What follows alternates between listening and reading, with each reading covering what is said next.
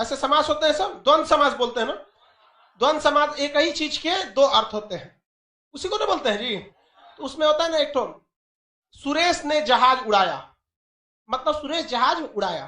द्वंद्व समास में अब बस इसका नाम चेंज करिए, अब्दुल ने जहाज उड़ाया। सब देखिए लेकिन अंतर हो जाएगा। सुरेश ने जहाज उड़ाया मतलब उड़ाया, और अब्दुल ने जहाज उड़ाया मतलब भड़काया। इसको कहते हैं द्वंद्व समास, एक ही शब्द के दो दो।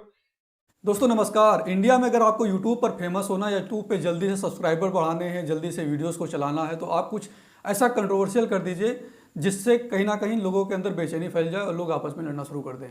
और सबसे कंट्रोवर्शियल जो इशू इंडिया में है वो है धर्म। धर्म को के नाम पर आप कुछ गाली गलौज करना शुरू कर दीजिए। देखिए फिर कैसे ज़बरदस्त तरीके से आपको फॉलोइंग बढ़ना शुरू हो जाएगी। आप मुस्लिम धर्म के कर दीजिए, हिंदू धर्म के कर दीजिए, बौद्ध धर्म पे स्टार्ट कर दीजिए, तुरंत आप फेमस हो जाएंगे। 2 महीने नहीं लगेंगे। और कहीं ना कहीं ये हमारे देश के लिए सबसे खतरे की चीज़ है। अगर हम लोग अपने सेकुलरिज्म को, अपने डेमोक्रेसी को बचाना चाहते हैं तो कहीं ना कहीं इससे दूर हटकर अपने धर्म को अपने तक सीमित रख कर ही हमको आगे बढ़ना पड़ेगा। पटना पे खान सर के नाम से फेमस हैं, कोई टीचर हैं, बहुत बढ़िया पढ़ाते हैं, सुनने में ऐसा आया है। उनके पढ़ाने के तरीक़ों को लेकर बहुत सारे लोगों ने बड़ाई भी की है, खूब तारीफ़ें उनको बटोरने को मिली हैं। अपने आप भी वो काफ़ी बार बड़ाई कर चुके हैं पढ़ाने के तरीके से। उसके बाद कंट्रोवर्शियल इशू तक आते आते बहुत सारी चीज़ें बदल जाती हैं। आजकल उनका जो है ट्विटर पर ट्रेंड चल रहा है कि उनके ऊपर रिपोर्ट किया जाए। ये रिपोर्ट इसलिए बताया जा रहा है कि उन्होंने कुछ ये कम्युनिटी के खिलाफ या ये कम्युनिटी के खिलाफ कुछ बोल दिया है, कुछ चीज़ें कर दी हैं, इससे हो रहा है। खैर, आज उनके कुछ हम वीडियोज़ लेके आए हैं जिसपे मुझे भी लगा कि कहीं ना कहीं ये कुछ डाटा छुपा रहे हैं, कुछ आपसे चीज़ें छुपा रहे हैं और वो बताने का प्रयास नहीं कर रहे हैं जिनको बताना चाहिए था। कुछ चीज़ों को या अपने आप से छुपाने का प्रयास कर रहे हैं अपनी वीडियोस को अच्छा बनाने के लिए, अपनी वीडियोस को चलाने के लिए। जिनका पढ़ाने का तरीका है काफ़ी बढ़िया है, उसका हम तारीफ़ करते हैं। बच्चों को समझ में अगर आपको समझ में आ रहा है टीचर की पढ़ाई, तो उससे बढ़िया टीचर आपके लिए दुनिया में कोई नहीं हो सकता है।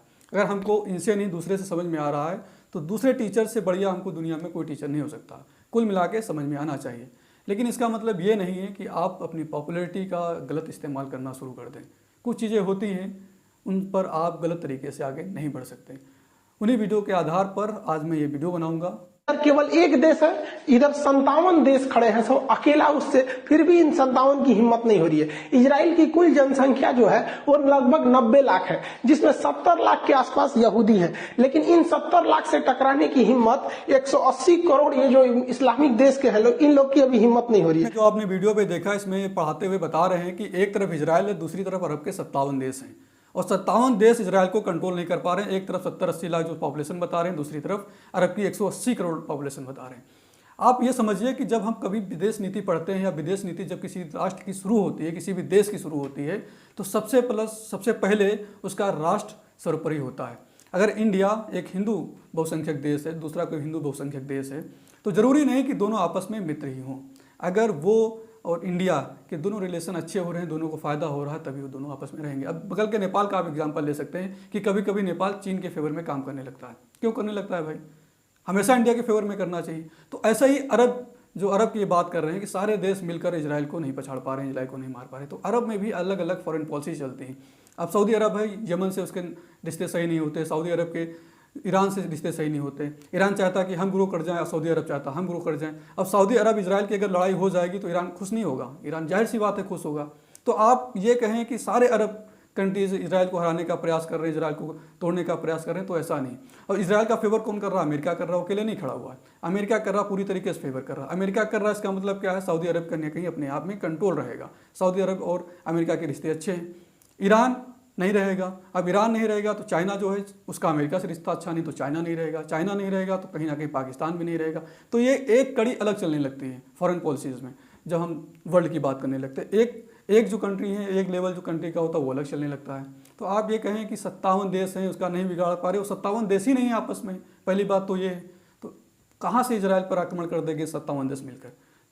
यहाँ पर ये फेल हो जाते हैं, पूरी तरीके से फेल होते हैं। हुआ क्या कि इन यहूदियों ने ना स्कूल की पढ़ाई पर बहुत ज्यादा ध्यान दिया, जिस वजह से कहते हैं कि शिक्षा उस शेरनी का दूध है जिसने पिया वो दहाड़ा है।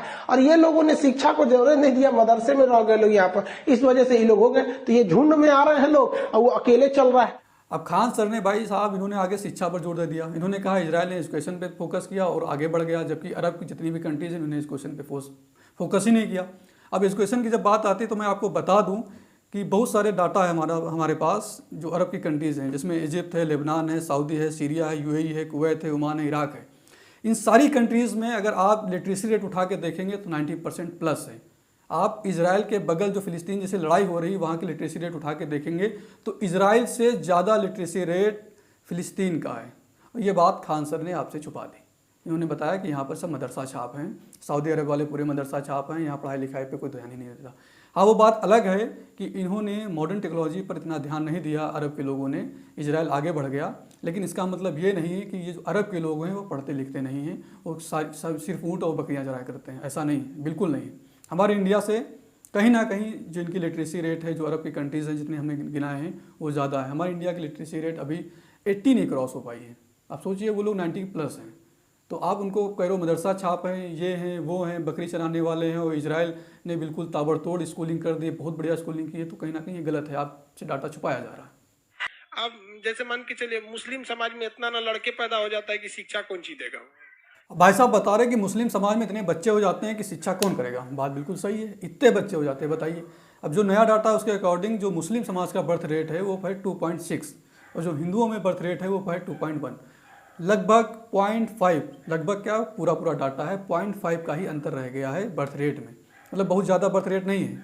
एक जो मुस्लिम परिवार है वो 2.6 बच्चे पैदा करता है और जो गैर मुस्लिम है वो 2.1 करते हैं। ज़्यादा फर्क नहीं बचा है।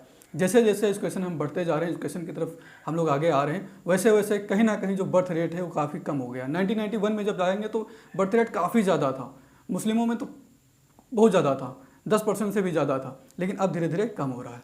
और यही अगर डाटा आप उठा के चले जाएँ ना, अगर साउथ इंडिया के जो एरियाज़ हैं, चाहे वो केरल हो, तमिलनाडु हो, कर्नाटका हो, तो वहाँ पे जो मुस्लिम में बर्थ रेट है ना, वो यूपी, बिहार, राजस्थान, मध्य प्रदेश, इन स्थानों पे जो हिंदुओं के अंदर बर्थ रेट है उससे भी कम है वहाँ पर। मतलब वहाँ के मुस्लिम जो पढ़े लिखे आगे बढ़ गए हैं, उनके अंदर कहीं ना कहीं समझ आ गई है और बर्थ रेट उन्होंने कम कर लिया। ये नॉर्थ इंडिया में जो गैर मुस्लिम लोग हैं उनसे भी ज़्यादा बर्थ रेट जो साउथ इंडिया के मुसलमान हैं उनके अंदर है। तो आप कैसे कह सकते हैं कि 17 बच्चे पैदा कर रहे हैं। अब इनके घर में हुए हो तो अलग बात है, खान सर के घर में अगर 15-16 बच्चे हुए हो तो अलग बात है, लेकिन हमने तो अपने आस पड़ोस बहुत कम देखा, जबकि हम भी नॉर्थ इंडिया में रहते हैं। 17 बच्चे तो शायद ही किसी फैमिली में होंगे। मतलब खैर फिर भी हिंदुज़म में तो शिक्षा का बहुत ज्यादा महत्व है भी, लेकिन मुस्लिम में अभी भी शिक्षा का बहुत बड़ा अभाव है। अब मुसलमानों में शिक्षा का बहुत बड़ा अभाव है। कहना क्या चाह रहे हैं भाई साहब, ये कहना ये चाह रहे हैं ना, इनको कहना ये चाहिए था कि इंडिया में शिक्षा का बहुत बड़ा अभाव है। इंडिया में भी लिटरेसी रेट 80% नहीं हो पाई है, तो इनको कुल मिला के कहना चाहिए था इंडिया में बहुत कम है। इसके अलावा यूपी, बिहार, झारखंड, जहाँ पे बिहार में रहते हैं वहाँ बहुत कम है। अब बिहार की लिटरेसी रेट बताया तो 63.82% है बिहार में। साक्षर जो लोग हैं खाली पढ़ना लिखना जानते हैं। आप कितनी ग्रेजुएट किए होंगे, पोस्ट ग्रेजुएट किए होंगे, कितना इंटर पास किए होंगे, और डाटा कम होगा। और यहाँ पर 40% लोग अगर हम मान लें मोटा मोटा, तो पढ़े लिखे नहीं हैं, उनको लिखना पढ़ना तक नहीं आता, छोटा बड़ा ये सब नहीं जानते हैं। ठीक है, अब अगर पॉपुलेशन के अकॉर्डिंग हम बिहार की बात कर लें तो यहाँ लगभग 14 करोड़ लोग रहते हैं। अब 14 करोड़ में 40% पढ़े लिखे नहीं है, तो लगभग अगर डाटा निकाल के आएंगे तो 5 करोड़ के ऊपर जाएगा, 6 करोड़ के आसपास। तो बिहार में 6 करोड़ लोग पढ़े लिखे नहीं हैं, बिहार की मैं बात कर रहा हूँ। और बिहार में जो मुस्लिम पॉपुलेशन है वो लगभग 2 करोड़ है, 2.5 करोड़ आप मान लीजिए, 2.5 करोड़ नहीं मानेंगे, 2 ही करोड़ है लगभग। तो 2 करोड़ मुस्लिम पॉपुलेशन है बिहार में और 6 करोड़ लोग अनपढ़ हैं, यानी कि बिहार में 4 करोड़ गैर मुस्लिम लोग अनपढ़ हैं। तो आप कैसे कह सकते हैं कि मुस्लिम में शिक्षा का इतना बड़ा है। आप ये कहिए ना, इंडिया में एजुकेशन का सिस्टम जो है बहुत गड़बड़ है, इंडिया के लोग पढ़ना लिखना नहीं जानते हैं। जबकि अरब कंट्रीज़ में अभी हमने आपको बताया कि बहुत सारे लोग पढ़ते, बहुत सारी कंट्रीज ऐसी हैं जहाँ पे 90% से ऊपर लोग पढ़े लिखे हुए हैं, वहाँ लिटरेसी रेट है। सऊदी का 96% के आसपास है। तो कहीं ना कहीं यहाँ पर भी ये एक इन्फ्लुएंस का काम कर रहे हैं कि एक कम्युनिटी को टारगेट करिए, उसको बढ़िया से पंचर से जोड़ दीजिए, एजुकेशन से जोड़ दीजिए, और जो दूसरी कम्युनिटी है वो उनकी वाहवाही करने लगेगी। तो आप भी अपना दिमाग कहीं ना कहीं लगाइए कि जो इंडिया का एजुकेशन सेक्टर है कितना ख़राब है। एजुकेशन के मामले में हमारा इंडिया अभी भी कितना पीछे है। तो इंडिया लेवल पे आप बात करिए। इसको कुछ पता नहीं है। बाबू लोग तुम लोग पढ़ लो, अब्बा के कहने पे मत आओ। अब्बा तो पंचर साटिए रहे हैं, अब ऐसे ही तुम लोग भी करेगा ना तो बड़ा होकर तुम लोग भी पंचर साटेगा। भाई साहब जो लड़का फोटो दिखा रहे थे, जिसके बारे में बता रहे हैं कि इनके अब्बा पंचर साट रहे हैं, तो खान सर उनके घर गए थे, उनकी दुकान भी देखे थे कि अब्बा उनकी दुकान कहाँ पे है। अब जरा आप सोचिए कि एक पंचर जो बना रहा है वो आदमी, उसको डेमोक्रेसी से इतना मतलब नहीं है, उसको एजुकेशन से इतना मतलब नहीं है, उसको देश में क्या चल रहा है उससे मतलब नहीं है। कौन लोग जाते हैं प्रोटेस्ट करने के लिए? बुद्धिजीवी लोग जाते हैं, पत्रकार लोग होते हैं, इसके अलावा पढ़े लिखे लोग होते हैं, टीचर्स लोग होते हैं। तो जो ये लोग प्रोटेस्ट करने गए हैं तो कहीं ना कहीं ये पंचर साटने वाला तो होगा नहीं, मीट काटने वाला तो होगा नहीं, उसको पता ही नहीं है कि चल क्या रहा है। अगर आप उससे पूछेंगे ना कि सीरिया में या फिर इजराइल में क्या मतलब क्या चल रहा है, हमको साला यहाँ भूखे हम पड़े हुए हैं, हमसे क्या मतलब है क्या चल रहा है। तो ये जो प्रोटेस्ट करने लोग जाते हैं, ये पंचर साटने वाले, मीट काटने वाले, जूते बुनने वाले या फिर कपड़ा बनाने वाले जो गली गली बेचते हैं, ये नहीं आते। इनको पता ही नहीं है कि इजराइल एक देश है और उससे लड़ रहा है, फिलिस्तीन से लड़ रहा है, बहुत कम जानकारी होगी। दूसरी बात ये कि पंचर साटने वालों का भी इकनॉमी में एक बड़ा रोल होता है। हमारे इंडिया की जो इकनॉमी है वो करीब 90% जो है असंगठित क्षेत्र से चलती है। असंगठित क्षेत्र समझ रहे हैं ना, सब्जी बेचने वाला, रिक्शा चलाने वाला, इसके अलावा ये मीट मछली बेचने वाला, किसानी करने वाला, ये सारे दूध बेचने वाला, ये सारे सेक्टर क्या हैं, असंगठित क्षेत्र में आते हैं। और इंडिया की 90% इकनॉमी इसी में है। अब अगर आप सोचिए कि ये अगर सेक्टर डूब जाए, बर्बाद हो जाए, तो फिर इंडिया की इकनॉमी का क्या होगा। और जो बड़े बड़े लेक्चर दिए जा रहे हैं यूट्यूब पे जो बोल रहे हैं भाई साहब, इनको फिर देखने वाले ही नहीं बचेंगे, वो अपनी ही समस्याओं में परेशान हो जाएंगे। तो कहीं ना कहीं असंगठित संगठित क्षेत्र के बारे में इनको पता करना चाहिए कि एक पंचर बनाने वाले का भी इकनॉमी में एक बड़ा रोल होता है, वो भी एक कड़ी का हिस्सा है जो हमारी इकनॉमी का एक बड़ा पार्ट है। और जो मीट मछली काट रहा है ना, पता नहीं कितने लाख करोड़ रुपए का हम हर लोग हर बार हर साल एक्सपोर्ट करते हैं विदेशों को, उससे हमको पैसा मिलता है और उससे कहीं ना कहीं हम अपने डेवलपमेंट के काम में लगाते हैं। तो ये चीज़ भी इनको जाननी चाहिए। अगर सब लोग एक तरीके से बड़े लोग बन जाएंगे या फिर तुम्हारे जैसे यूट्यूबर बन जाएंगे, तो फिर इकनॉमी का जो कोर सेक्टर है वहाँ पर कौन काम करेगा। तो आप बोलोगे कि वो काट रहा है, मुर्गा काटेगा, बकरा काटेगा और वो पंचर साटेगा, तो फिर कहीं ना कहीं आप उनको जलील भी कर रहे हैं और आपको इसका मतलब इकनॉमी का सही ज्ञान भी नहीं। तो कुल मिलाकर ये वीडियो बनाने का मेन पर्पस यही है कि आप सिर्फ एक कम्युनिटी बेसिस पर टारगेट करके आगे नहीं बढ़ सकते।